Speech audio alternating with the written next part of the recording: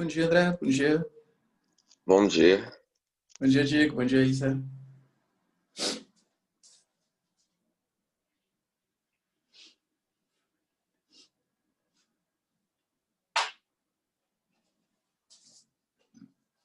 dia, Diego.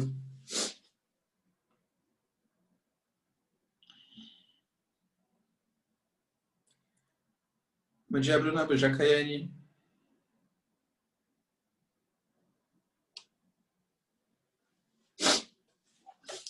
Bom, galera, é o seguinte, ó, vou só esperar enquanto o pessoal tá... Rapidão.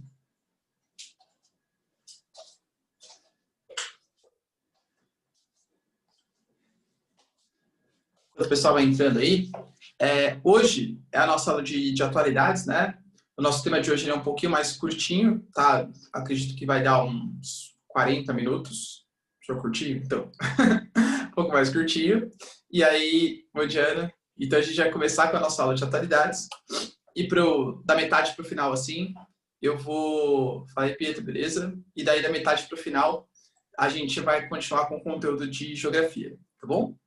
Na verdade, depende muito, assim, do tempo o tempo que sobrar, porque, não sei, né, vocês vão perguntar alguma coisa, enfim, mas a ideia, inicial pelo menos, é a gente fazer a primeira metade de atualidades e o restante de geografia, tá? Que a gente tem que correr um pouquinho, não correr assim, mas tem que andar um pouquinho mais apressado, digamos, para a gente conseguir cumprir, né, todo o conteúdo programático. Beleza? Então, pessoal, inicialmente um bom dia para vocês. Espero que todo mundo já entrou aqui, ó. Todo mundo é muito forte, né? Mas bastante gente já entrou. Só explicando, né? Essa primeira metade eu vou falar um pouquinho sobre atualidades, tá? Que é a nossa aula de hoje. E o restante eu vou pegar para a aula de geografia, para a gente já dando uma adiantada. Dentre os principais pontos, galera, que aconteceram aí na semana, eu diria para vocês que dois são mais relevantes. O primeiro, não sei se vocês acompanharam, a proposta de veto do aumento das igrejas, né? Aliás, do pagamento das igrejas. Aí foi uma coisa que vetou, mas pediu para não vetar, veta, mas volta, uma coisa meio estranha que acabou acontecendo. E eu vou explicar para vocês o que foi, tá? Seguinte, galera, ó, não sei se vocês sabem, mas as igrejas, elas teoricamente são isentas de pagar impostos. O senhor sabia? É a bancada evangélica, eu não sei. Calma, tá? O que acontece? Por que as igrejas elas são isentas de pagar impostos? Porque a igreja ela faz parte do chamado terceiro setor da economia. Como assim, senhor? A gente tem 3 setores da economia. E eu não estou falando de primário, secundário e terciário. Primário, que é a extração de matéria-prima, secundário, a indústria, e terciário, comércio e serviços. Eu estou falando para vocês que o primeiro setor não é setor primário, é primeiro setor. Parece parecido, né? Parece igual, mas é bem diferente. Segundo setor e o terceiro setor. O primeiro setor é tudo aquilo, galera, que é relacionado à esfera pública. Então, por exemplo, uma repartição pública, um colégio público, um hospital público, tudo que é gerido pelo Estado, a gente considera que é o primeiro setor. O segundo setor é tudo aquilo que é privado. Então, sei lá, o vetor pertence ao segundo setor. É privado com fins lucrativos, tá bom? E o terceiro setor é tudo aquilo que é privado, ou seja, não pertence ao Estado, mas sem fins lucrativos. Que é o caso da igreja, né? Igreja e ONGs, a gente considera de maneira geral, tá? Igreja e ONGs, elas pertencem ao terceiro setor da economia. E esse terceiro setor, ele sempre é isento de impostos. Sempre. Por quê? Porque, para que serve esse terceiro setor? É uma coisa assim, para quem quer ajudar a sociedade, tá? Imaginem vocês, por exemplo, que eu sou um cara que eu amo educação, é verdade, tá? E que eu quero abrir muito uma oficina de leitura, uma oficina de teatro, um espaço de debates, numa área mais periférica, onde as pessoas não têm acesso aos benefícios, né? Aos benefícios de uma educação boa, etc. E eu não quero lucrar com isso. Eu faço isso para ajudar as pessoas. Pessoal, mas você vai cobrar dinheiro desses caras? Eu até posso cobrar, né? Então, sei lá, para você ter acesso, você precisa pagar, sei lá, 10 reais por mês.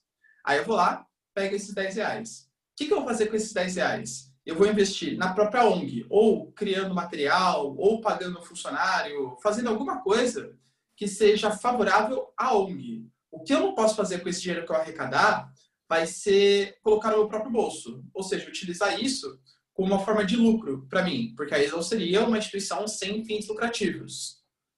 Professor, tem gente que faz isso com ONG? Infelizmente tem, né? E aí, como algumas ONGs agem de má fé, acabam popularizando que todas as ONGs servem para lavagem de dinheiro, desvio de verbas, que não é verdade, tá? Mas, enfim. E aí, o que acontece? O Estado fala assim, pô, o Ricardo é legal, hein? Ele está querendo me ajudar em áreas que eu não consigo atuar. Então, Ricardo, já que você está numa instituição social sem fins lucrativos, eu não vou cobrar impostos de vocês. De você. Beleza. Esse é o acordo, né? A igreja, ela funciona dessa mesma maneira. Instituições religiosas, né, para falar a verdade, elas funcionam da mesma maneira.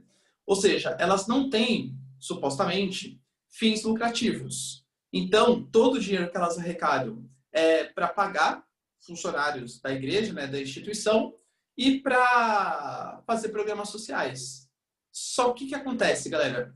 Algumas igrejas, e percebam bastante, né? Eu sei que aqui ninguém generaliza, ninguém é preconceito. Não são todas as igrejas. Não são, tá? Aliás, é uma minoria das igrejas. Uma minoria das igrejas estava se utilizando de má fé em relação a não pagar impostos. Por quê? A igreja não pode ter lucro, que nem eu falei para vocês. A igreja não pode ser uma empresa, né? Só que eles começaram a arrecadar muito dinheiro. Exatamente, né, Bia? Só que eles começaram a arrecadar muito dinheiro.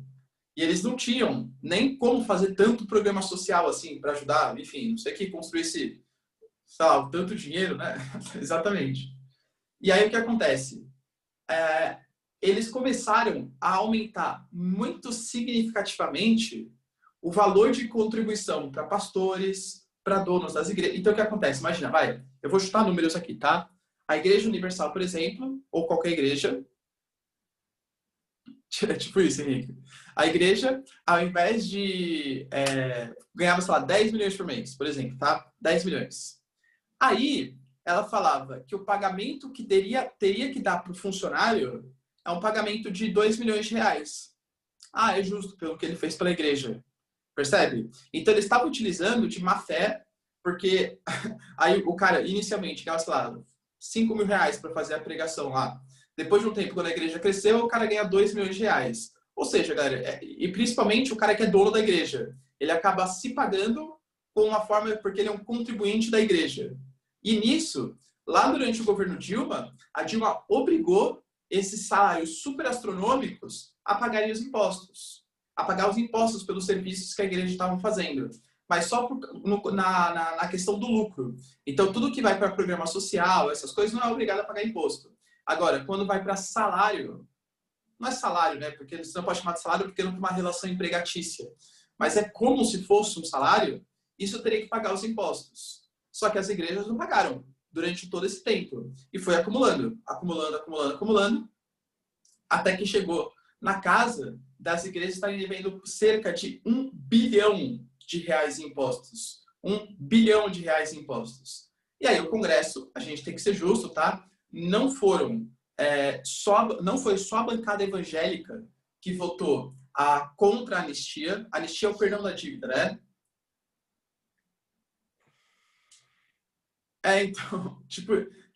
Então, hoje, segundo eles, é que nem, por exemplo, eu vou pegar Igreja Católica. Padre recebe uma espécie de salário. Não salário, mas é uma contribuição mensal pelos serviços, por eles terem ajudado a igreja. Tá bom? Exatamente, viu? Por eles terem ajudado a igreja. Tá? E aí, juntou mais ou menos 1 bilhão. Então, olha o tamanho, né? Olha a proporção. O Congresso foi lá, deputados e senadores aprovaram uma medida de anistia, perdão às igrejas. E, galera, vamos ser sinceros aqui, não foi só a bancada da bala. O único partido que a bancada inteira votou contra foi o PSOL, só. PT votou a favor, PCdoB votou a favor, Partido Novo votou a favor, o DEM votou a favor, o Partido Progressista, enfim, todos os partidos votaram a favor da anistia, do perdão. E nisso, a gente fica meio com cara de tacho, né? Porque a gente que ganha mal e paga os impostos direitinho, não tem anistia. Agora, o cara que ganha, sei lá, 2 milhões explorando a fé alheia, esse cara vai ter anistia porque ele trabalha para uma igreja, né? Um setor aí. Tem que tomar muito cuidado de falar de religião, galera, entendo, né? Eu não estou criticando os evangélicos, estou criticando os evangélicos que fazem isso. Muito menos católicos, os católicos que fazem isso, tá? E esse cara que... Exatamente, né, Glaucio? E esse cara vai ter perdendo a sua dívida, tá? Só que aconteceu, aí o Bolsonaro ele tem a opção de vetar. Quando isso começou a ficar mais famosinho, a população começou a protestar. E aí, Bolsonaro, você não vai vetar isso aí? Você não vai vetar? Não vai vetar? E tinham 2 riscos aí. Primeiro risco chamado Paulo Guedes. O Paulo Guedes ou o Bolsonaro. Abrir mão de 1 bilhão numa época de crise, de contenção econômica, eu acho que não é uma boa. Melhor você vetar, porque senão a gente pode incorrer, inclusive, em crime de responsabilidade. O que seria um crime de responsabilidade? Olha, Bolsonaro, você deixou essa anistia, sendo que o Brasil precisava de dinheiro. Crime de responsabilidade fiscal foi o que fez a Dilma sofrer o processo de impeachment, né? Não foi igualzinho porque o dela foram as pedaladas, a edição dos créditos suplementares. Mas gerir mal o Estado poderia sim ser um prenúncio para crime de responsabilidade, que poderia abrir um processo de impeachment. Então, Bolsonaro, alegando que o Paulo Guedes não deixou ele dar anistia e que ele poderia incorrer em crime de responsabilidade, acabou vetando esse aumento. Mas ele fez mais uma das suas. Vocês viram o que ele colocou no Twitter, né? Ele falou assim, gente, ó, eu vetei, mas já digo para vocês, se eu fosse deputado ou senador, eu derrubaria o meu veto. Vocês estão entendendo, galera? Por quê? O Congresso aprovou. Ele pode vetar o que o Congresso aprovou. Só que volta para o Congresso. E o Congresso que vai ter a palavra final. Se o Congresso quiser vetar o veto do Bolsonaro, ele pode fazer isso. Na verdade, quando o Bolsonaro, o presidente, veta, vai para a votação no Congresso de novo. E aí, se o Congresso aprovar, ficou aprovado. Se ele vetar, ficou vetado. Então, o Bolsonaro ele quis meio que agradar as duas... querendo agradar as duas alas, né? Querendo agradar ao seu... Na verdade, a justificativa que ele utilizou foi, olha, eu só não aprovei porque eu incorreria em crime de responsabilidade, mas eu sou favorável. Então, vocês têm que dar anistia para as igrejas, tá? Então, exatamente, na minha opinião, isso é ficar em cima do muro, né? Isso é você querer não agradar nem a bancada evangélica, porque os caras vão... Ah, pô, mas você vetou um negócio que seria muito mais fácil de ser aprovado? E agora, se o Congresso realmente vetar? Porque a pressão em cima... Porque esse caso ganha notoriedade. Agora, a pressão em cima das bancadas está muito maior. Será que o PT, o PCdoB, o Novo vão ter a cara de pau de votar de novo na anistia? Eu particularmente duvido, galera. Se bem que o mundo da política vai saber. Cara de pau é o que eles mais têm, né? Mas eu duvido que eles tenham essa coragem de novo, porque a pressão popular em cima está maior. Imagina o quanto que a bancada evangélica vai ficar pé da vida se efetivamente o veto for mantido agora. Tá bom? Então, essa foi a treta aí que aconteceu em torno das igrejas e do Bolsonaro. Fala aí, David. Professor, tudo bem? Bom dia. Bom dia. Eu entrei um pouquinho atrasado e não sei se alguém perguntou isso ou se você disse, mas tipo, essa anistia, ela serve só para igrejas católicas ou tipo para outros centros religiosos também, como mesquitas, assim, algo do tipo? Todas as instituições religiosas, David. É porque o imposto ele só estava sendo cobrado das instituições religiosas que estavam pagando salários abusivos para os seus líderes, né? Depende da religião, padre, pastor, etc. Porque pensa assim, David, ó, eu comecei explicando que a igreja ela faz parte do terceiro setor. Ela é uma ONG. Ela é privada sem fins lucrativos. Então, todo o dinheiro que uma igreja arrecada, ela tem que usar para pagar funcionários, né? Galera que trabalha na ONG, e tem que usar para investir em programas sociais. Só que o valor que algumas igrejas, e quando eu falo igreja, né, pode ser qualquer tipo, tá? Estavam arrecadando é tão grande que eles estavam pagando excessivamente os seus funcionários, principalmente o dono das igrejas. Então, imagina, a igreja arrecadou 10 milhões de reais. Não é que eu estou embolsando os 10 milhões de reais para mim, mas eu sou um cara muito bom para minha igreja. Então eu estou dando uma contribuição de, sei lá, 2 milhões. Entende, David? É como se fosse um desvio de verba que ele está fazendo. Está fugindo do propósito. A ideia não é dar lucro. A ideia é você tirar só uma quantia necessária para você viver a partir daquela ONG. Então isso começou a ser cobrado na forma de impostos, só que as igrejas nunca pagaram. Isso foi a anistia, tá, David? Então, assim, se você pegar uma igreja católica, eu juro que eu não sei quanto que é um salário de um padre, tá? Mas não deve ser uma coisa muito significativa, assim. Isso não vai ser taxado. Não vai ser taxado. É só abusivos. Coisas consideradas abusivas. Tá bom? E, galera, o que mais chamou a atenção também, né? Que foi a questão da inflação. Que era justamente isso que eu queria falar na aula para vocês. Agora que está todo mundo aqui na aula, deixa eu explicar. Ó. A gente vai dividir a aula em 2 momentos, tá? O primeiro momento, que vai ser da aula de atualidades, é que eu acredito que ela seja um pouquinho mais curta do que o normal. E depois eu vou continuar, talvez agora como eu gastei um pouquinho mais de tempo, numa meia horinha final, continuar a aula de geografia, tá bom? Que eu não quero perder esse restinho aí pra gente ir dando continuidade na matéria. Seguinte, galera, eu queria falar para vocês hoje um pouquinho sobre a inflação, tá? A inflação que é o problema que vem assolando de novo os brasileiros, né? Tem até um índice que a gente considera índice Kinder Ovo. Já ouviram falar isso? O que é o índice Kinder Ovo? Você compara quanto que vale o Kinder Ovo em determinado momento e quanto que vale o Kinder Ovo em outro momento. Isso é ótimo para você ver a inflação. Ah, eu estava pesquisando esses dias, 1994, início do Plano Real. Quanto vocês acham que custava um Kinder Ovo, em média? Hoje em dia, quanto custa o Kinder Ovo, vocês sabem? Não. Professor, uma casa. Quanto, Ana? 6, um pouquinho mais de 6, Ian. A média está mais ou menos em 7,50, tá? Uns 15 reais, exatamente. A média está 7,50 o Kinder Ovo. Glaucio, exatamente. Em 1994, era 50 centavos um Kinder Ovo. É que eu um pouco mais velhinho já, tá? Eu lembro, lá da minha infância, as coisas, galera, que a gente fazia. Por exemplo, minha mãe mandava eu comprar pão. Imaginou o Kinder Ovo 50 centavos, que beleza? Minha mãe mandava eu comprar pão. Falava assim, filho, vai lá, ó. Ela, tipo, me dava R$2. Eu comprava 15 pães, galera. Cada pãozinho era 10 centavos. Cada pãozinho era 10 centavos. Exatamente, né, Ana? Eu lembro, por exemplo, a gente ia fazer compra no supermercado, a gente fazia... Você morou, né? Eu, minha avó, meu irmão, meu pai e minha mãe. Tá? Então, 5 pessoas.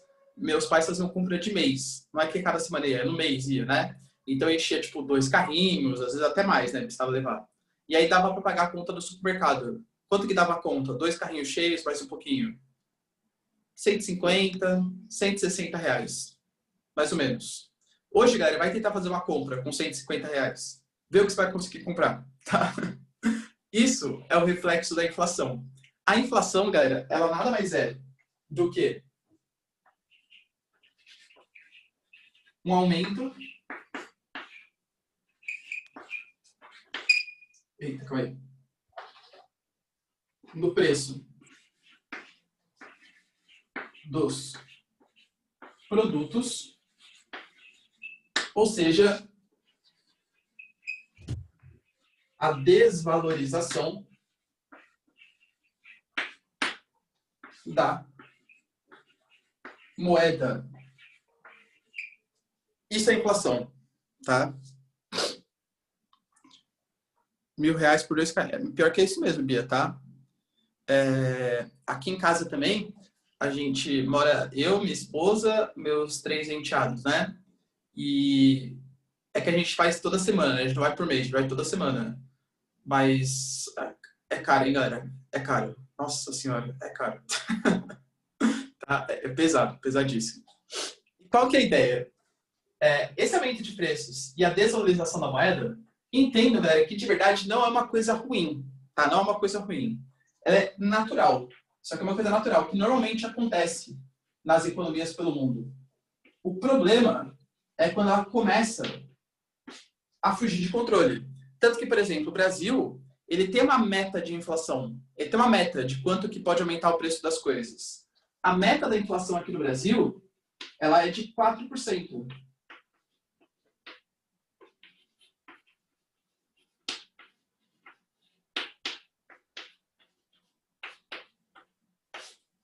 Podendo variar 2% a mais, 2% a menos. Ou seja, se o Brasil tiver uma inflação anual de 2% a 6%, a gente considera que a situação está boa, que a situação está legal, está estável.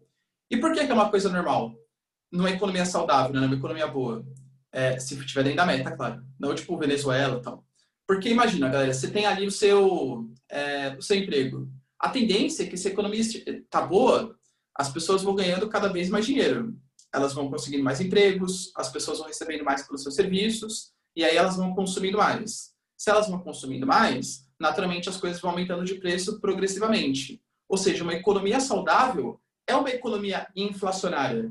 Eu diria para vocês que mais preocupante que inflação é deflação. O que é a deflação, professor? É quando começa a cair o preço dos produtos. Porque se os produtos estão caindo de preço, é porque alguma coisa está indo muito mal na economia. Tá? Porque não está gerando emprego, as pessoas estão consumindo menos, está sendo obrigado a baixar o preço para conseguir vender determinado produto, é porque alguma distorção muito grande está acontecendo na sua economia. Ou seja, uma economia levemente inflacionária, sem problemas. E esse é o papo que a gente vai ter que levar, ó, a desvalorização da moeda. Moeda, galera, vocês têm que entender, e quando eu falo moeda, entendam papel moeda, né? Não moeda tipo R$1. Tá? Moeda não gera riqueza. Afinal, uma moeda é mercadoria.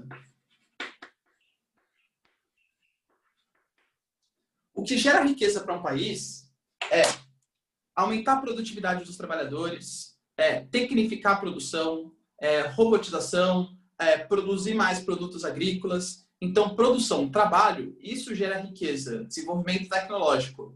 Moeda, não. O maior exemplo, acho que eu já dei algumas vezes aqui no curso, né, mas vou repetir que acho que é sempre bom, é que todo mundo já deve ter tido uma epifania de economista quando era pequeno. Professor, eu sei como a gente consegue solucionar a pobreza do mundo. É só a gente pegar uma máquina de imprimir dinheiro, começa a imprimir um monte de dinheiro e distribuir para todo mundo. Cada um vai ter R$1 milhão em mãos, as pessoas vão consumir mais, vão ser mais felizes, isso vai gerar emprego, pronto, acabei com a pobreza do mundo. Isso não dá certo, galera, não dá certo. Porque isso vai causar o probleminha que a gente está vendo aqui, ó, que é a inflação, o aumento do preço dos produtos, tá?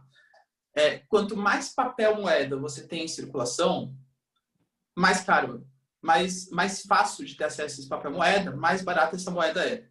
Imagina o seguinte, galera. Esse papel moeda, com a mercadoria, ele está sujeito a uma lei da economia, chamada de lei da oferta e da procura.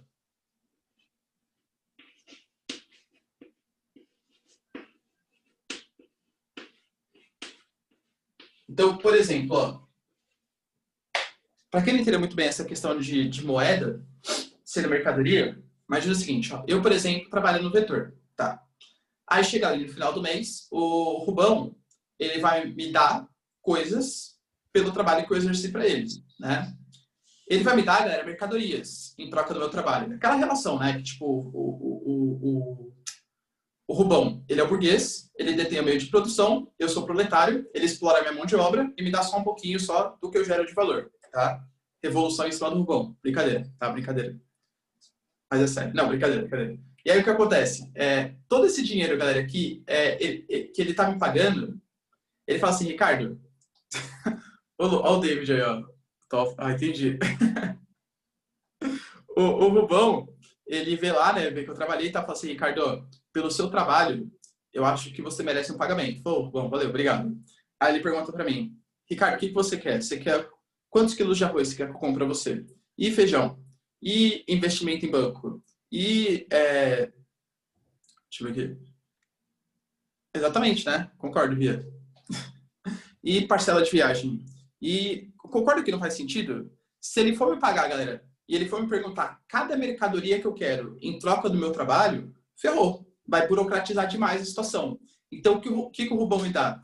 Ele me dá uma mercadoria que tem muito fácil valor de troca, que eu consigo trocar pela mercadoria que eu bem entender. Então, chega lá no final do mês, por exemplo, o Rubão me dá os meus R$ 30 mensais, que é o meu salário, tá? Ele fala assim, Ricardo, com esses R$ 30, você pode trocar pelo que você bem entender. Aí, o que eu faço? Eu vou no McDonald's um dia, pego uma promoção do quarteirão e beleza, galera, acabou meu salário já, tá? Mais ou menos essa ideia aqui, trabalhar no metrô, tô brincando. Mas é uma... Dois Kinder Ovo, exatamente, Bia. 2 Kinder Ovo. Então, a ideia, pessoal, é justamente essa. Que uma moeda é uma mercadoria de fácil valor de troca. Que eu posso trocar pelo que eu bem entender. Mas a moeda não gera riqueza. Se eu começar a imprimir muita moeda, se eu começar a ter muita moeda em circulação, a moeda, qual a mercadoria, lei da oferta e da procura, tem muita em circulação, ela vai valer cada vez menos.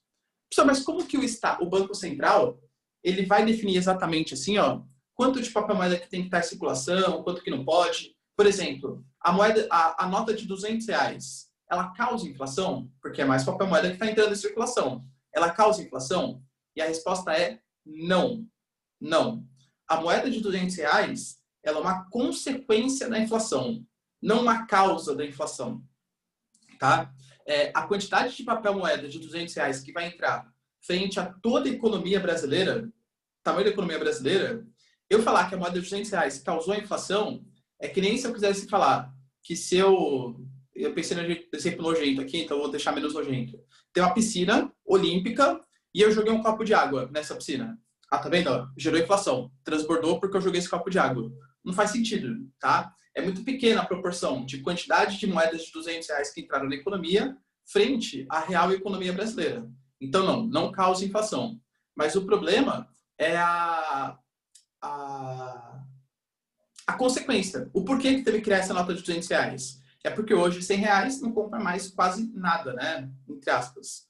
Fizeram uma continha, uma proporção, na média dos produtos. Hoje, uma moeda de R$ 100, uma papel moeda, né? Uma nota de R$ 100, é a mesma coisa que R$ 16,45 na época do lançamento do Plano Real, em 1994. Tá bom? Exatamente. É verdade, Bia, tá? Eu tinha nota... Nossa, eu quero ter uma nota de R$ 100. É até difícil, né? Nota de R$ 100. Meu Deus.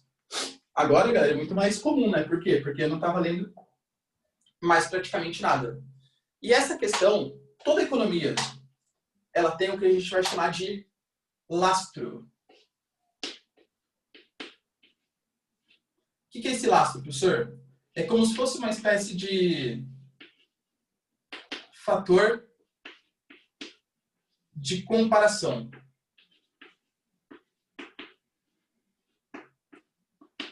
É a garantia de riqueza, tá? O lastro, em geral, que os países utilizam são as reservas em dólar. Como assim? Então, tá dando para ver? Tá, né? Deixa eu pegar.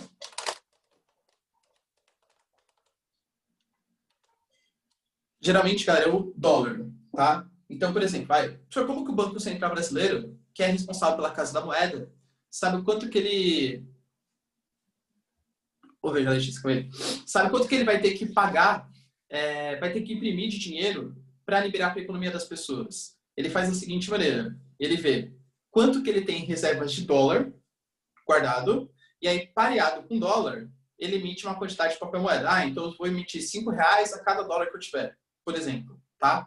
Então, essa garantia que você não está imprimindo moeda a esmo, geralmente economias desenvolvidas, ou então economias responsáveis têm.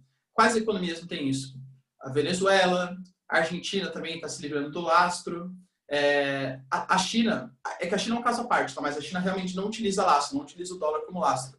Mas geralmente, desde o acordo de Bretton Woods, lembra aquele acordo que foi feito? Logo depois, não foi depois, né? Foi em 44, mas naquele contexto do momento pós-Segunda Guerra Mundial, a Conferência de Bretton Woods, que ela tentou reorganizar a economia.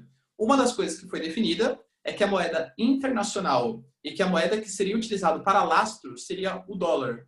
Porque até então, geralmente eles utilizavam ouro como referência. Então, tipo, ó, eu só vou poder colocar em circulação para vocês a quantidade de ouro proporcional, né, a quantidade de onças de ouro, que é tipo uma quantidade pequenininha, uma grama, 0,030 e poucos gramas de ouro, em circulação. Hoje o lastro é o dólar. Tá bom? Deixa eu ver aqui que você falou.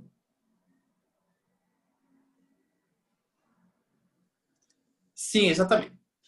Então, tá, Luca, eu vou falar sobre isso. Só antes, ó. Professor, eu vi umas pessoas comentando que a nota de 200 é apropriada pela corrupção e esconder dinheiro nela porque é muito pequena em relação a de 100 reais. Então, Letícia, ó, eu concordo, né, realmente. Isso foi uma coisa que foi divulgada, falando que eles fizeram até a continha de que agora a Michelle Bolsonaro precisaria de menos notas para conseguir ter acesso aos 89 mil reais, né? Favorecendo a corrupção. O Queiroz agora podia depositar só nota de 200 e tal. Seria mais fácil para a corrupção. Realmente, né, tem esse fator, que as notas elas são menores. Aliás, pessoas com toque nem querem ter acesso à nota de 200, porque geralmente a nota vai aumentando em relação ao valor, né? Então a nota de 2 reais ela é menorzinha que a de 5, tal, vai aumentando, só que chega na nota de 200 ela é menor. Então as pessoas com toque não querem muito, né, com essa, porque vai, tipo, quebra a linha de raciocínio. Não sei, Letícia, ó, talvez, eu acho, tá, minha opinião, corrupção ia acontecer de qualquer jeito, independente do valor da nota máxima que vai ter. Talvez facilite, mas ia acontecer de qualquer maneira, Letícia. Eu acho que, assim, se para a economia é bom, eu não sou contra, tá? Sou favorável à nota de 200. Se facilita para fazer pagamentos, principalmente no momento de auxílio emergencial, onde as pessoas elas estão guardando mais dinheiro em casa, né? As pessoas estão recebendo mais nota, até pela situação de crise, recebem dinheiro do auxílio emergencial, muitas vezes até guardam em casa essas notas, não vejo nenhum problema. Claro que pode facilitar em alguns casos, mas eu não anularia só por conta disso, tá? Aí o Ian pergunta assim, qual a plano de não subir o salário mínimo junto à inflação em cada ano? Na verdade, ó, o salário mínimo, ele é sim reajustado todo ano, isso é lei, tá? O que aconteceu é que o Bolsonaro, nos 2 últimos anos, ele não subiu a mais do que a inflação. É que geralmente, tanto que a gente fala, né, é o valor real do salário mínimo. Vou imaginar, por exemplo, o salário mínimo, se eu não me engano, ele está em R$ 998. Algo assim, tá? É bem, um pouquinho menos do que R$ 1.000. Todo ano, o salário mínimo, ele tem que, pelo menos, corrigir a inflação. Porque, imagina, R$ 998 em janeiro não é a mesma coisa que R$ 998 em dezembro. Você perde poder de compra ao longo do ano justamente por conta da inflação. Então, todo mês você tem um reajuste do salário mínimo.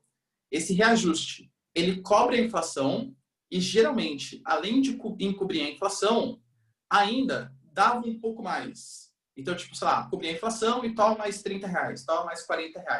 Geralmente é uma coisa bem mequetrefe mesmo, tá? Mas subia.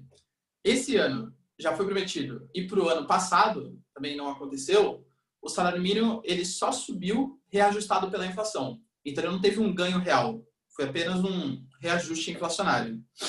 Isso é uma coisa, galera, que acontece inclusive com trabalhadores. Não sei se alguém aqui já foi trabalhador CLT, enfim, tal. Todo ano você tem um reajuste salarial. E aí, geralmente, quem briga por esse reajuste salarial que você vai ter é o sindicato da sua categoria. Por exemplo, eu sou professor, né? E tem o sindicato dos professores. O sindicato dos professores, anualmente, ele batalha para que o nosso dissídio é esse valor, né, que é reajustado anualmente, seja mais do que a inflação. Então, geralmente, como o sindicato dos professores é bem atuante, é bem forte, eles dão o reajuste pela inflação e, além de tudo, dão mais, sei lá, 3%, 4%, tá? Para você ganhar mais mesmo, né? Não só reajustar com o salário do seu salário. E aí fala assim, nossa, que legal, o dissídio aumentou. Galera, na verdade não é que o dissídio aumentou, ele corrigiu, né? Ele corrigiu a sua perda de poder de compra ao longo do ano. Tá bom? Acho que tem mais uma pergunta também. Henrique, sim, tá? O Brasil é um país que tem muitos sindicatos, né? Muitos. Se eu não me engano, não vou falar que é o que mais tem sindicato, porque eu estaria sendo meio leviano. Mas se não é o que tem mais, é um dos que tem mais sindicatos. Porque aqui no Brasil existia uma lei, existe ainda, né? que os sindicatos eles recebem ajuda do setor público também, tá? O que é uma coisa meio contraditória. Para você ter noção, eu fiquei surpreso isso. Sindicato é uma organização de trabalhadores, né? Tava tendo uma reunião num dos colégios que eu trabalho, e aí a dona do colégio foi avisar a gente, né, de que vocês viram que teve redução salarial, né?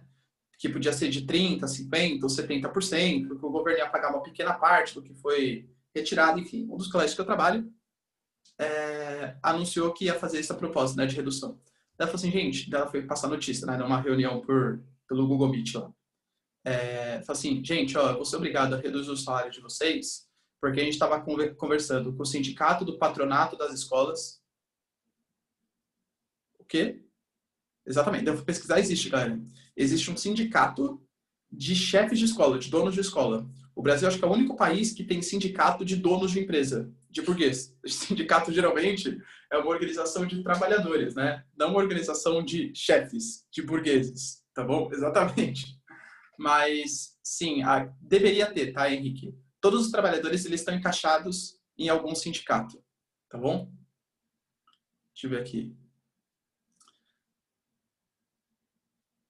Legal a proposta da equipe econômica para custear os programas sociais, congelar as aposentadorias, pagar as próximas. Exatamente, né? Concordo, Gross. Deixa eu ver aqui. O lastro pode mudar? A Letícia perguntou. Pode sim, Letícia, tá? O lastro que, assim, geralmente, difícil, tá, mudar. Mas, por exemplo, Rússia e China já anunciaram que eles não vão mais utilizar... a China já utilizava, a Rússia utiliza, tá? Não vão mais utilizar o dólar como lastro.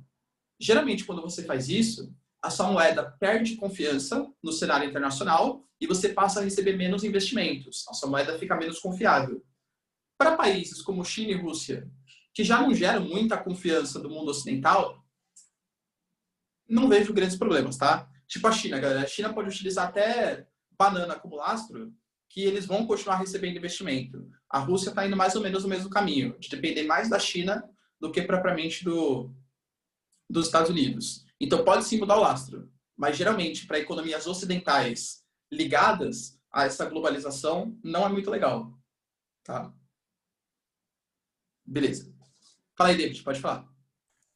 Professor, e se, por exemplo, a União Europeia, sei lá, desse a louca e utilizasse como lastro o euro? Quais seriam as consequências? Então, ó, David, você nunca pode utilizar a sua própria moeda como lastro. Eles têm que utilizar tipo, uma outra coisa como garantia, que a moeda vale alguma coisa, tá? Porque o euro é a moeda que eles utilizam para fazer as relações econômicas. O que eles podem fazer, segundo o seu exemplo, é não utilizar mais nenhum lastro. Então, tipo, eles ignoram, fingem que não existe mais, dane-se os dólares que a gente tem em reserva e começa a utilizar o euro. Como o euro é uma moeda muito forte, isso poderia, com certeza, abalar as economias no primeiro momento. Imagina, se faz um anúncio desse, pá, bolsa ia despencar, o euro ia perder muito valor, mas como as economias são relativamente fortes, eu penso que num médio prazo ia se estabilizar novamente. Então, imagina da seguinte maneira, David, ó, o lastro é uma coisa que economias mais saudáveis utilizam, mas não é obrigatório.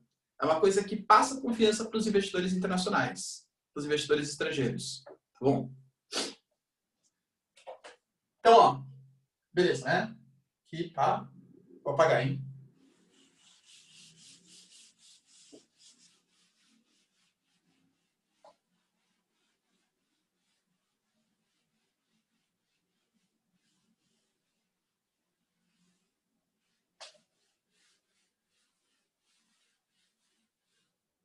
No caso do Brasil, galera, o que vem acontecendo, né? A gente está percebendo que o Brasil está em 2020 dentro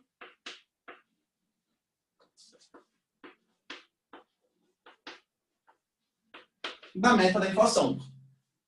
Dentro da meta. O índice que a gente utiliza, em geral, é chamado índice IPCA. Tá? Índice IPCA.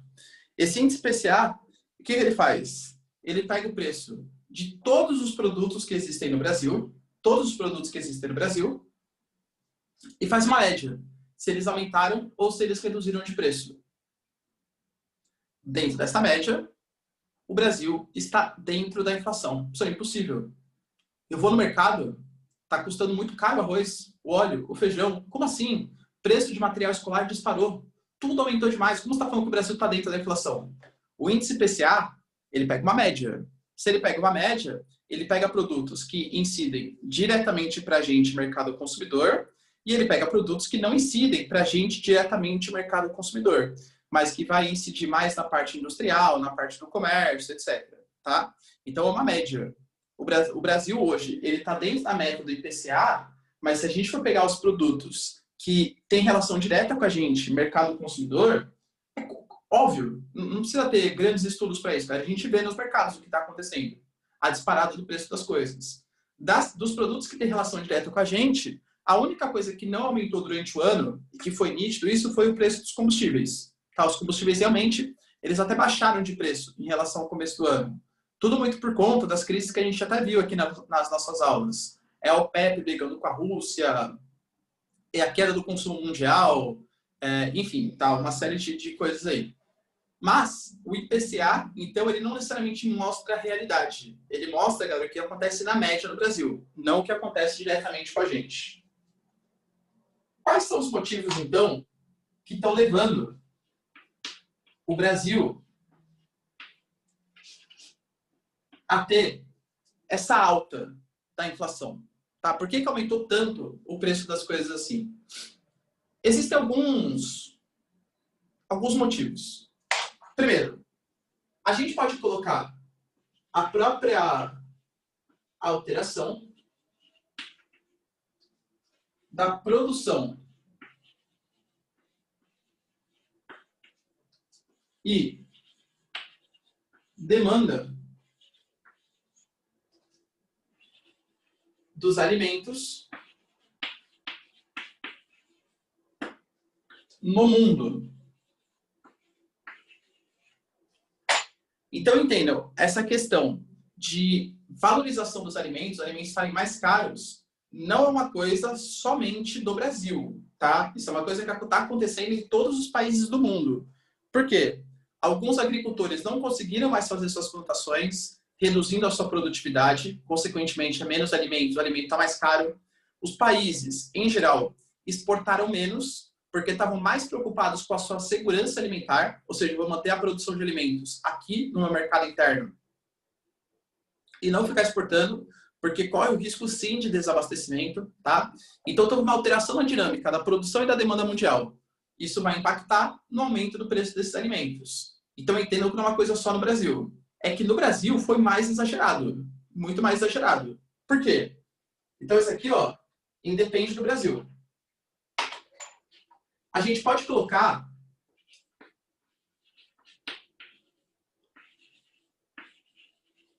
a falta de confiança dos investidores estrangeiros.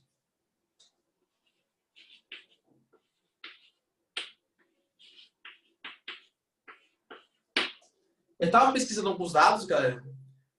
Em 2020, o Brasil ele já perdeu 100 bilhões de dólares em investimentos estrangeiros. Ou seja, se for somar tudo que entrou menos tudo que saiu, a continha fica menos 100 bilhões de dólares. Tá? Por que o Brasil está perdendo tanto assim a confiança dos investidores estrangeiros? Instabilidade política.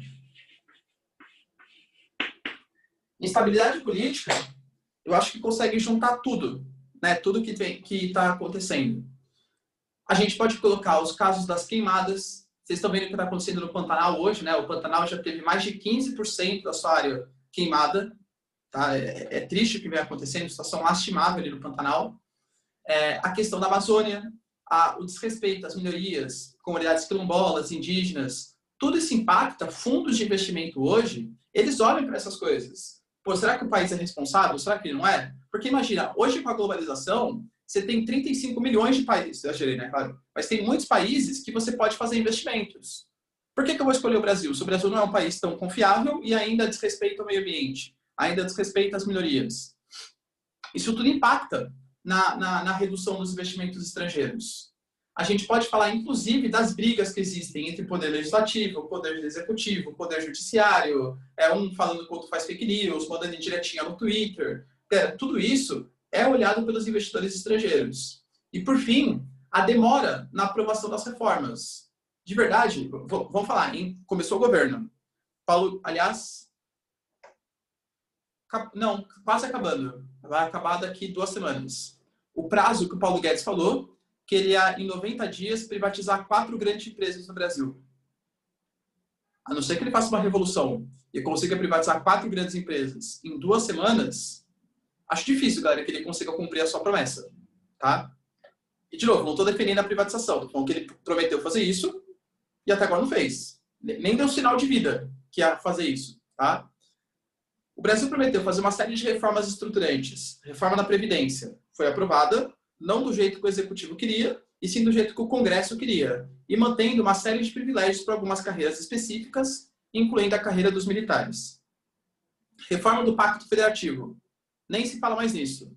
Lembra que é a mudança do Pacto Federativo? Fazer municípios e estados pegarem uma fatia maior da distribuição dos recursos. Porque hoje os recursos eles são muito concentrados na mão do governo federal. E vai pouquinho para estados e municípios que ficam sempre endividados e começam a pedir dinheiro emprestado para o governo federal. E o governo federal faz um esqueminha ali, outro esqueminha ali, favorece mais um partido do que outro. Então isso foi prometido pelo governo. Fazer uma reforma do Pacto Federativo. Fazer estados e municípios ficarem com mais dinheiro. Lufas, até agora nada. Reforma administrativa. A reforma administrativa que foi mandada pelo Congresso, pro Congresso, aliás, né, não pelo, mas para o Congresso, desculpa, galera, mas é ridícula. Tá? Não sei se alguém chegou a ver a reforma administrativa, mas ela não impacta os servidores atuais, até aí sem grandes problemas, né? Acho justo, tá? Mas ela não mexe com os privilégios do elitismo do funcionalismo público. A gente tem a noção aqui no Brasil que funcionalismo público é privilegiado. De verdade, não sei se algum de vocês tem parentes, pai ou mãe, etc., que trabalham no setor público. Vê se ele é privilegiado, tá? Vê se alguém que trabalha numa repartição pública, trabalha numa subprefeitura, trabalha como enfermeiro, médico, professor da rede pública, esse cara é privilegiado, jura mesmo?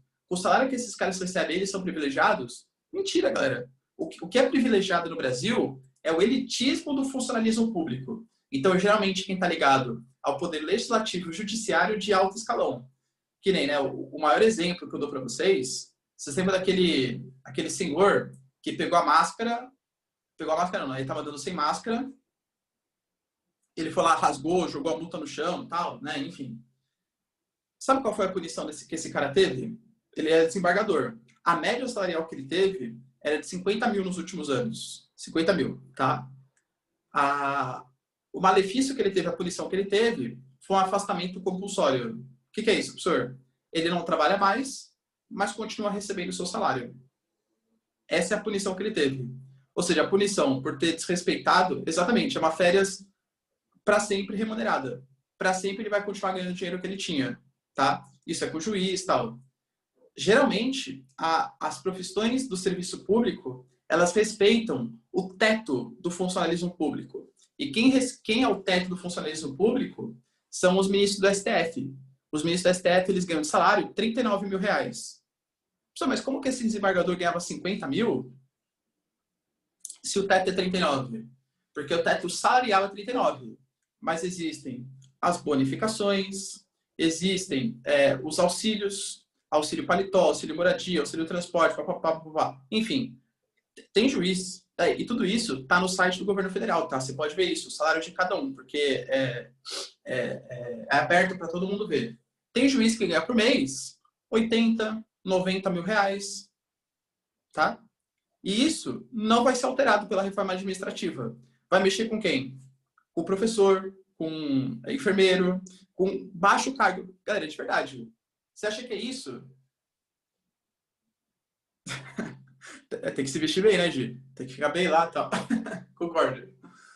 Você acha que é isso que os investidores esperavam? Óbvio que não, né? Então, a reforma administrativa mal feita, a reforma tributária. Temos um grande plano para a reforma tributária. Unifica PIS e COFINS. Galera, por favor, né?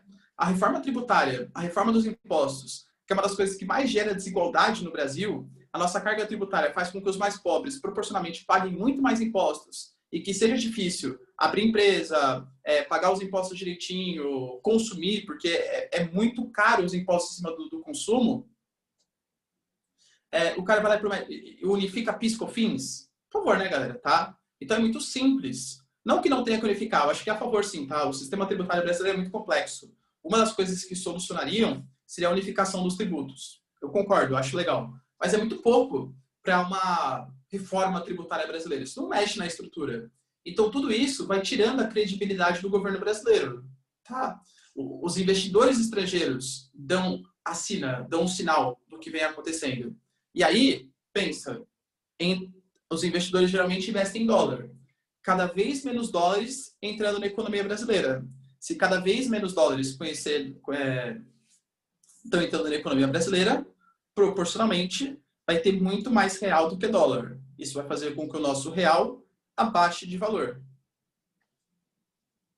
Falta de confiança dos investidores estrangeiros, gerado pela instabilidade política. A gente pode colocar, inclusive, a queda da chamada taxa Selic. A taxa Selic, galera, para quem não se lembra, é a nossa taxa básica de juros. Ela tem hoje cerca de 2%, 2,25%. A previsão é que ela possa chegar até 1,5% no final desse ano. Tá? Mas cair a taxa de juros não é bom? É bom por um lado e é ruim pelo outro. Por isso que tem o Copom, né? O Comitê de Políticas Econômicas, Políticas Monetárias, perdão, que fica calculando qual é a taxa ótima, qual a melhor taxa de juros a ser cobrada. A taxa Selic hoje, estando muito baixa, facilita empréstimos e reduz investimentos estrangeiros. Por quê, professor? Porque se a taxa de juros está muito baixa, é mais fácil pegar dinheiro emprestado. Opa, estão liberando crédito na praça. Se tem mais crédito sendo liberado, mais dinheiro sendo liberado, o dinheiro vale cada vez menos. Inflação. Ao mesmo tempo, os investimentos estrangeiros estão ficando mais rarefeitos. Também pela taxa Selic. Professor, por quê? Estou falando renda fixa, tá? Vocês, por exemplo, que são grandes investidores, né, geralmente pegam aí parte da remuneração mensal que vocês têm, próxima de uns 20 mil reais, para fazer investimentos, vocês devem diversificar os seus investimentos em renda fixa e renda variável, né? Quando você faz investimento em renda fixa, existem vários tipos de investimento. Investimento no Tesouro Nacional, IPCA, Selic, etc. Geralmente, poupança, né? A poupança é um investimento também. Não é nossa, que investimento, é um investimento também. Geralmente, a rentabilidade desses investimentos, ela está pareada com a taxa básica de juros, está pareada com a Selic. Então, se a Selic abaixa de valor, consequentemente, os investimentos em renda fixa pagam menos. Imagina um investidor estrangeiro, vem dali. Bom, eu tenho aqui meus dólares para investir. Antes o Brasil tinha uma taxa de juros de 14% ao ano. Pô, grande isso aí, hein? Grande. Então, eu vou colocar meus investimentos no Brasil, porque os caras vão me remunerar bem. Eles vão me pagar bastante anualmente por eu estar emprestando dinheiro para o governo brasileiro. Tá? Hoje, a taxa de juros está em 2%. Cara, de verdade, tem países como Estados Unidos, Alemanha, Japão, que são muito mais confiáveis, que não vão pagar em real, vão pagar em dólar, ou em euro, né, ou em iene e tal, que são moedas muito mais confiáveis, que estão pagando 1,25. Para que eu vou colocar dinheiro no Brasil? Se a taxa de juros está alta, até vale a pena o risco, porque eles estão me remunerando bastante, né? Eles estão me dando bastante dinheiro. Hoje, já com a taxa de juros 1, 2, não faz sentido. Eu vou deixar meu dinheiro num país desenvolvido, que me pague em euro e me pague em dólar. É muito mais saudável, muito mais confiável para mim, tá? Então isso, ó, tá fazendo com que o Brasil perca investimentos estrangeiros. E por fim, aqui eu sei que vocês vão me xingar, o auxílio emergencial. Ah, entendi. O Ricardo falou que não tinha que ter dado auxílio emergencial. Pobre só atrapalha a economia, né? Tá vendo? Ao invés de ficar se ferrando e não compra. Por quê? Agora o pobre está consumindo. Olha que absurdo. O pobre consome e gera inflação. Aí eu sou obrigado a conviver com a inflação porque o pobre quer comprar comida. Por favor, né, galera? Tá? Por favor. Tô brincando. Calma, tá? Mas qual que é a ideia? Que quando a gente tem, obviamente, o auxílio emergencial tinha que ter acontecido. Aí, minha opinião, tá? Eu particularmente sou a favor de uma renda básica universal, independente de época do ano, se tá com crise econômica, se não tá, tal. Eu sou favorável, tá? Mas, o que vem acontecendo? Com o auxílio emergencial, as pessoas estão pegando mais dinheiro em mãos. Às vezes de 600 até R$ 1.200, né? Depende muito. Tem gente que recebe parcela, tem gente que não recebe, enfim. Uma confusão, né? Mas estão recebendo mais dinheiro. As pessoas, em geral também, que recebem esse dinheiro são pessoas mais pobres. Aonde que elas vão gastar o dinheiro delas? Investindo em apartamento? Óbvio que não, né? Elas vão comprar alimentos. Então, a demanda por alimentos acaba ficando mais cara, consequentemente, aumenta o preço desses produtos. Tá bom? De novo, não estou criticando, tinha que acontecer mesmo. Então, percebe que a nossa moeda vem perdendo valor. Imagina que você produz arroz no Brasil. Produz arroz. E aí você está vendo que o real está custando 5,30. 5,30. E aí você pode vender o seu arroz para o mercado interno, que a galera vai pagar em real, ou você pode exportar o arroz, o feijão, o óleo, alguns produtos, que os caras estão pagando em dólar. Imagina hoje, galera, você ter acesso a dólar. Imagina você chegar aqui no Brasil com $200. Você compra uma mansão já, tá? Com o preço do dólar que está hoje. Então, aumento das exportações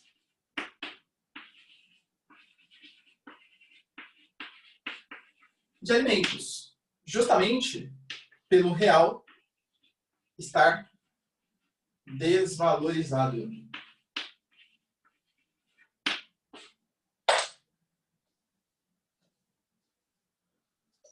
Tudo bem, galera? Beleza?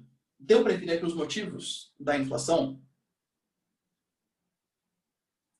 Alguém tem dúvida nisso que eu passei para vocês? Pode falar, David.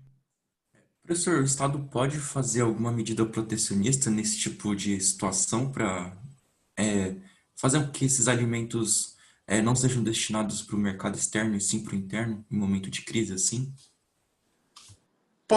Pode sim, tá? Qual que é o grande... Por que eu acho que não vai acontecer, David? Você acompanhou, né, que o Brasil teve uma queda praticamente de 9% no segundo trimestre do seu PIB. Praticamente 9% de queda do PIB. O que sustentou para que o PIB não caísse mais ainda foram as exportações agrícolas. Tá? Foi o dinheiro que o Brasil ganhou exportando alimentos. Porque de resto, tudo caiu. A agricultura agropecuária, né? Foi a única coisa que aumentou seu valor. Então, eu duvido que o Brasil vai fazer algum tipo de medida protecionista para proibir as exportações, que é o que está girando dinheiro para o Brasil. Duvido. Mas poderia. Professor, Pode falar. esse último motivo do auxílio emergencial é que eu acabei me perdendo, mas é por conta do aumento da inflação que vai ser gerado, porque as pessoas vai circular mais moeda brasileira e vai desvalorizar mais o real. Perfeito, Henrique, é isso mesmo, tá? E pensa, geralmente, aonde que vai incidir esse consumo da população mais pobre? Geralmente em alimento, tá? Então a população mais pobre está comprando mais alimento, naturalmente o alimento ele aumenta de preço. Não é o único fator, Henrique, mas é um dos fatores que corrobora para esse aumento do preço dos alimentos. Tá bom? Mas tá certinho o raciocínio, é isso mesmo. Eu quero aqui agora um Paulo Guedes dentre vocês. Paulo Guedes, hein? Eu quero que algum de vocês solucione para mim. Não, professor, até posso colocar uma solução, mas sem ser Paulo Guedes, pelo amor de Deus. Tá bom, te entendo. Então eu quero que alguém solucione aí para mim. Qual seria uma solução, então, para a gente tentar controlar ou reduzir, minimizar a inflação? Quero um posto Ipiranga aí para... só uma coisinha, galera. Só um parênteses antes de alguém solucionar. Vocês já repararam que a propaganda do posto Ipiranga é um cara que não faz nada, né? Ele está sentado numa cadeira o dia inteiro sem fazer nada, e ele não gosta muito de trabalhar. E aí tudo que pergunta para ele fala assim, vai lá no posto Ipiranga, vai lá no posto Ipiranga, e tipo, não me enche o saco, né? O Bolsonaro, se comparar a esse cara, eu acho que é um pouco sintomático da situação que o Brasil está hoje, tá? Só esse parênteses. Exatamente, né? Mas, voltando aí. Galera, alguém propõe alguma solução? O que a gente poderia fazer, então? Então, vamos lá. Boa, David. Já copiaram, né? Vou apagar a luz, hein?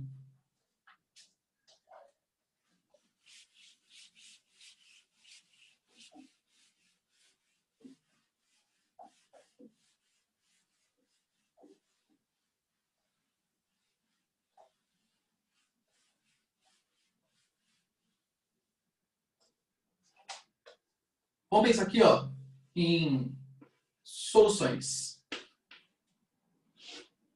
O David me propôs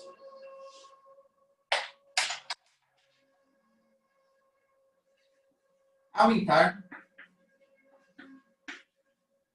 a taxa Selic. Por que o David propôs isso? Professor, simples, se você aumenta a taxa Selic, as pessoas vão pegar menos dinheiro emprestado. Isso quer dizer que vai ter menos dinheiro em circulação, naturalmente o dinheiro vai se valorizar. Além disso, os investidores estrangeiros vão começar a olhar para o Brasil com melhores olhos. Opa, o Brasil não é aquela confiança que vai, né, aquele país confiável, mas pelo menos eles estão pagando um valor interessante para os investimentos que eu coloco. Aumentar a taxa Selic. Eu acho que isso aqui não vai ser feito. Professor, por que não vai ser feito? Existe uma coisa chamada de populismo. Populismo em que sentido? É ótimo para eu, presidente, que a taxa Selic seja baixa. Por quê?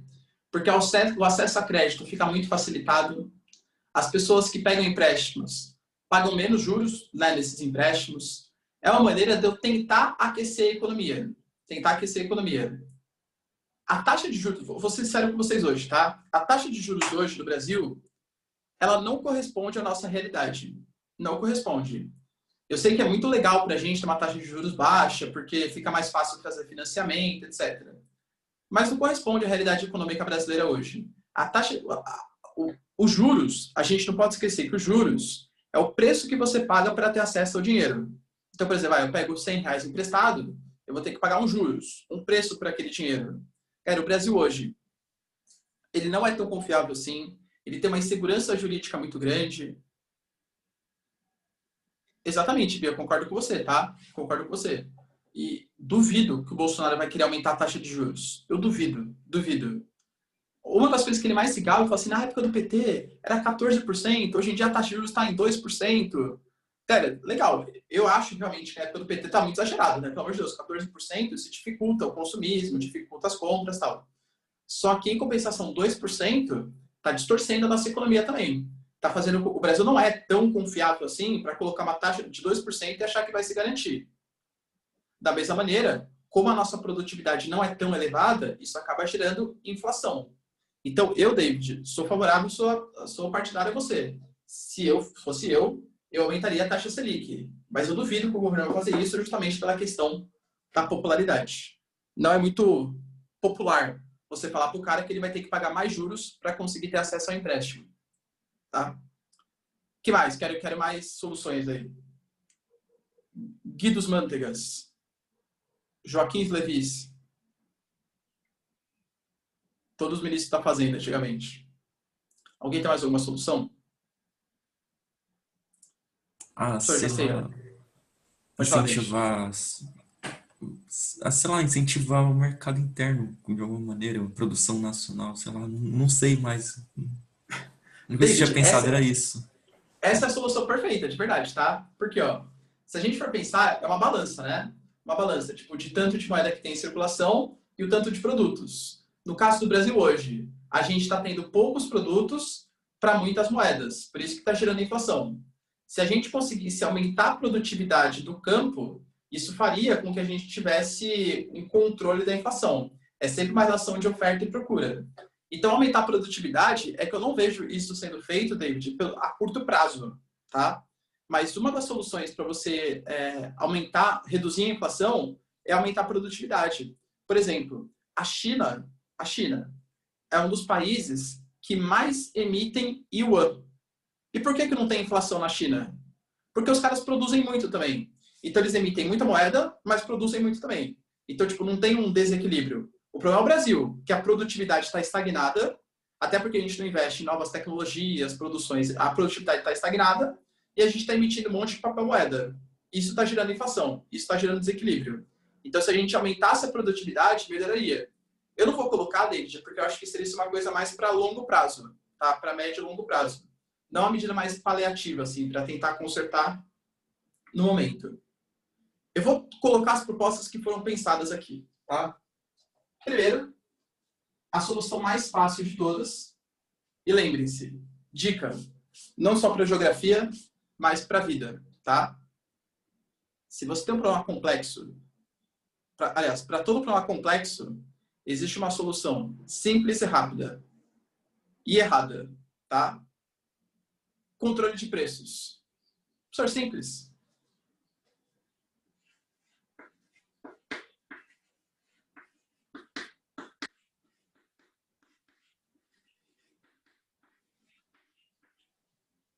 Então, vou até colocar aqui, ó.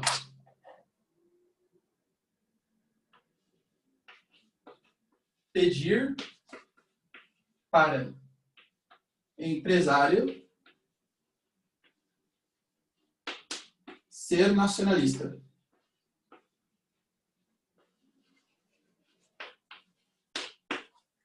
Esse aqui é brincadeira, tá? Mas foi o que o nosso presidente fez. Gente, a solução para a inflação é empresário, seja nacionalista. Juro, tá? Reduza a sua margem de lucro. Pense no bem do Brasil, tá? Por favor, né, galera, tá? Então, isso aqui não precisa nem copiar, é só brincadeira. Mas ele falou isso. Um controle de preços. O controle de preços, ainda bem, tá? Não vai ser feito também. O Bolsonaro já falou que não vai fazer isso. Por quê, galera? Controle de preços, a gente tá vendo isso no momento acontecendo. Argentina, Alberto Fernandes, ele controlou o preço das coisas no início da pandemia. Vocês viram que a população da Argentina está tendo protestos agora na Argentina contra o isolamento social. Tá? A Argentina foi um dos países que mais se isolou e isso deu certo do ponto de vista de saúde, né? Que com certeza é o mais importante. Então, eles tiveram um índice de contaminação a cada 1.000 habitantes muito menor do que outros países. Só que, em compensação, para um país que já estava em crise como a Argentina, passar um período de isolamento de 5, 6 meses é bastante complicado, né? Então, a população hoje está protestando contra as medidas de isolamento. Tipo, na Argentina, não existem viagens intramunicipais sem justificativa. Então, é uma coisa que está bem fechadinha assim mesmo. Tá? Isso estava gerando inflação na Argentina. O que o Roberto Fernandes fez? Ele controlou os preços. Empresas, vocês estão proibidas de aumentar o preço dos produtos. O que gera isso, galera? De verdade, é assim, básica. Fez um, causa o outro. Desabastecimento. Entendam que o preço não é a causa da inflação. O preço é a consequência da inflação. Então, se eu falo para o cara, olha, você está vendendo, sei lá, arroz a R$45. Você vai ter que vender o arroz agora a R$30. Congelou o preço, reduziu o preço na marra. Só que o custo de produção daquele arroz está, sei lá, R$40. O cara está vendendo a 45 para ter uma margem de lucro de 5 aí.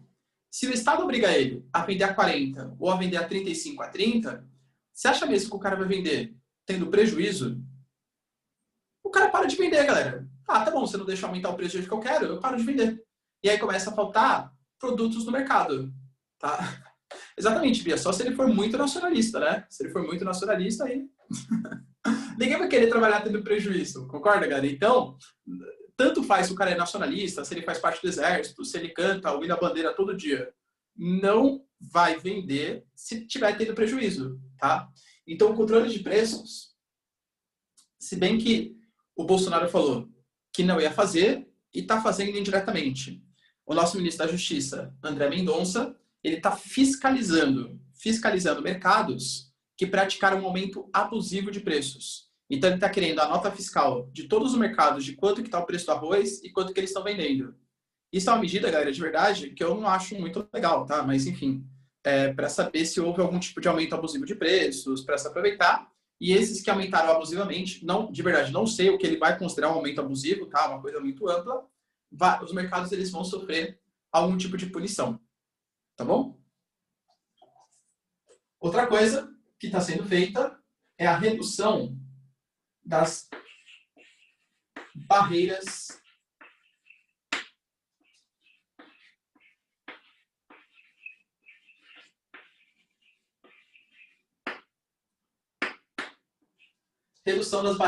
alfandegárias.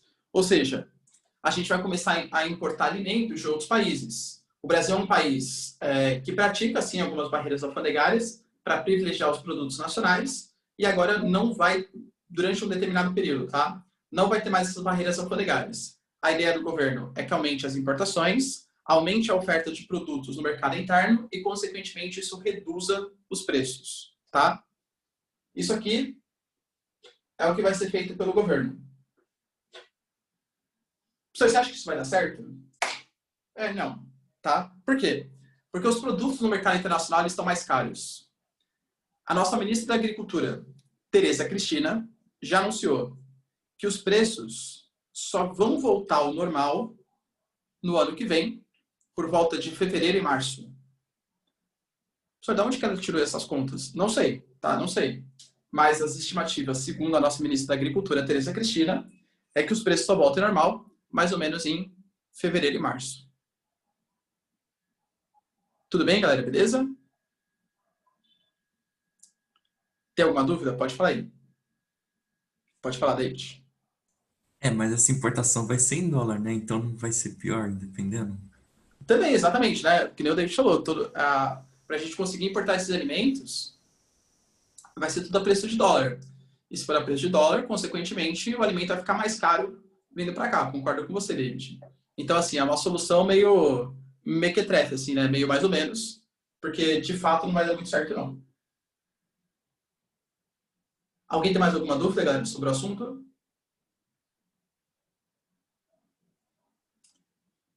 Deixa eu ver, Felipe. Enfraquece ainda mais a produção para o mercado. Então, Felipe, enfraquece em que sentido, assim? Que a gente vai vender menos, aí os produtores nacionais vão vender menos, é isso? Se for nesse sentido, sim, né? Os nossos produtores nacionais vão acabar vendendo menos, exatamente, tá? Sim, sim. Inclusive, o Bolsonaro, não faz dentro do mesmo contexto, né? Mas o Bolsonaro, novamente, ele cancelou os impostos para a importação de etanol do mercado americano, tá? Eu não sei se ele tem, acho que ele tem algum desejo pelo Trump reprimido, juro que eu não sei o que é, tá? Mas ele cancelou novamente sem ninguém pedir, assim. Não sei o que acontece. Alguma paixão platônica, algo assim. Beleza? Galera, tira um print aí, quem quiser, claro. Eu falei que a gente fala um pouco de aula. O nacionalismo dele. O mais ridículo, galera, foi quando teve vocês lembram quando teve a independência dos Estados Unidos? Que foi ele, o Ernesto Araújo, todo mundo sentou numa mesa com a toalha dos Estados Unidos como toalha de mesa e começaram a comemorar a independência dos Estados Unidos. É lamentável, tá? Exatamente. Beleza? Cara, acabei me empolgando, né? Eu falei que a gente falar da aula de geografia, não deu tempo. Eu sou assim mesmo, eu ficava me empolgando, falo mais das coisas. Então, no sábado, a gente fala aí sobre... A gente continua com a Primavera Árabe e finaliza o Oriente Médio. Tá bom? Exatamente, né? Acho que é isso que ele tá esperando, Bia. Que vai ver o exército americano salvar, assim, os heróis americanos, os Vingadores, né? Acho que deve ser uma coisa assim.